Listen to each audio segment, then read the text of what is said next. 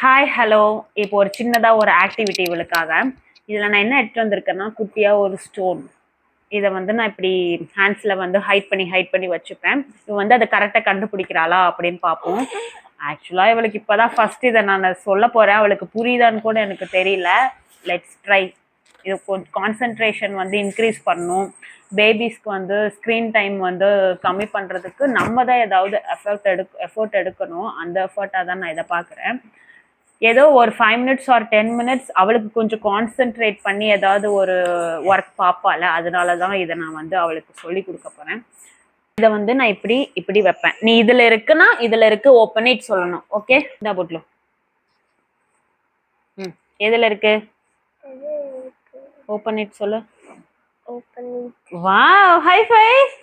ஏ, first வந்து கரெக்டா அவ கண்டுபிடிச்சிட்டா. இப்போ செகண்ட் ரவுண்டு. இது தப்பாதான் கண்டுபிடிப்பான்னு நினைக்கிறேன். பாப்போம். இங்க பாரு, ஓப்பன் இட் சொல்லு. எதுல ஓப்பன் இட் சொல்லணும்?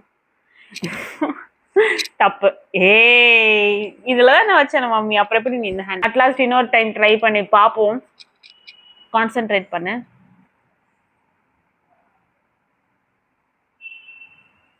எதுல இருக்கு? எது ஓபன் பண்ணணும்? ஏய், வாவ், ஹை ஃபை. ஏய், நெக்ஸ்ட் இன்னொரு டைம் ட்ரை பண்ணலாம்.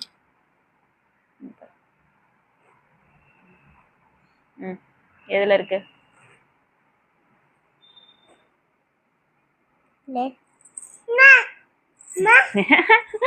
High five. இந்த ஆக்டிவிட்டி இருமா வரேன். இந்த ஆக்டிவிட்டி வந்து உங்களோட கிட்ஸ் கிட்டையும் நீங்கள் ட்ரை பண்ணி பாருங்கள். இது நல்லா ஒர்க் அவுட் ஆகும். ஃபஸ்ட்டு வந்து கொஞ்சம் ஸ்ட்ரகிளாக தான் இருக்கும். இவள் வந்து இப்போ கொஞ்சம் வந்து நல்லா பண்ணலாம், அந்த மாதிரி கொஞ்சம் ஸ்ட்ரகிளாக தான் இருக்கும். பட் நீங்கள் பண்ண அவங்களுக்கு வந்து கான்சன்ட்ரேஷன் வந்து இன்க்ரீஸ் ஆகும். ஒரு 10 மினிட்ஸ் மட்டும் இதை நீங்கள் ப்ளே பண்ண சொல்லுங்கள். உங்கள் கிட்ஸ் கிட்ட நீங்கள் ப்ளே பண்ணுங்கள். இது கண்டிப்பாக ஒர்க் அவுட் ஆகும். Trust me. Bye bye. Video பிடிச்சா சப்ஸ்கிரைப் பண்ணிடுங்க.